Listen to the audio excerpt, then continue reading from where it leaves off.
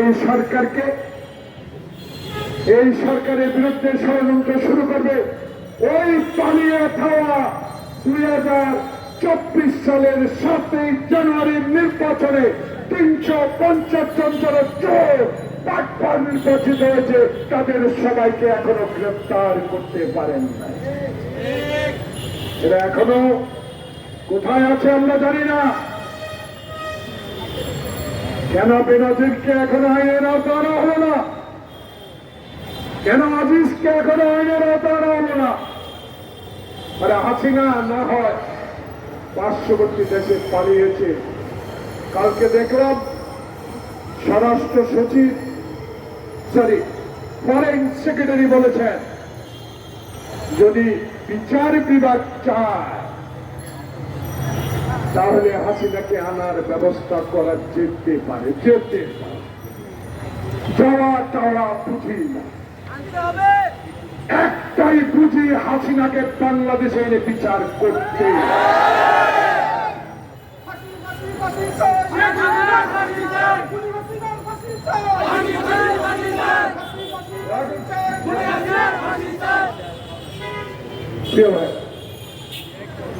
সময় দীর্ঘায়িত করব, আপনাদের সাথে সম্পর্ক আজকের না।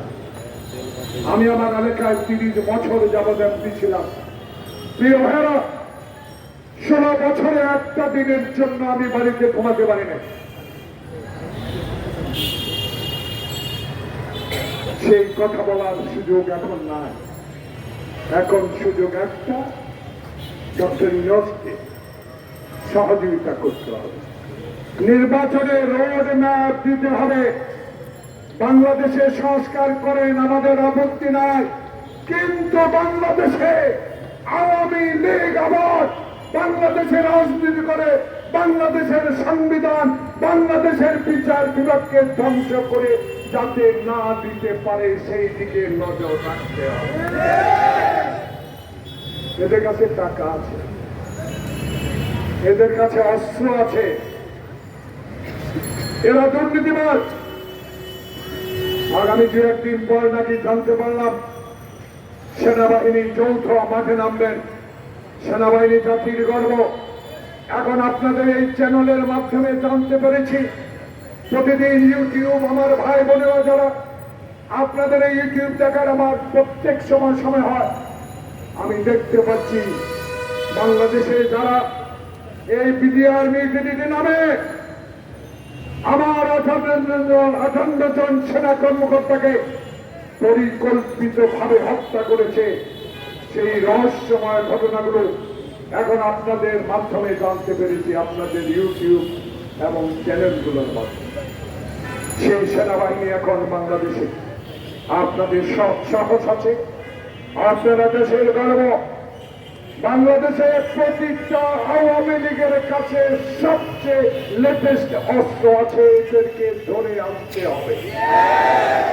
এই অস্ত্র যদি উদ্ধার না করতে পারে বাংলাদেশে আপনাদের পক্ষে নির্বাচন করা কঠিন হয়ে যেতে পারে। আমি জানি আপনার কাছে কোনো কিছুই কঠিন নয়। আপনার সাথে বাংলাদেশে 18 কোটি মানুষ আছে, এর মধ্যে 2-1 জন নানক বাদ যাবে, তাতে কিছু আসে যায় না।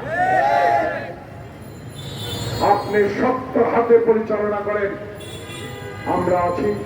তবে নির্বাচন ব্যবস্থা করা দরকার, সেই ব্যবস্থা আপনি দিবেন।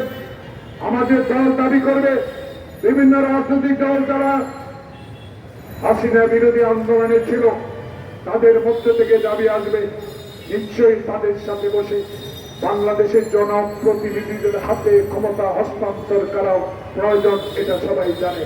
একটি নির্বাচন হোক, যে নির্বাচনে বাংলাদেশে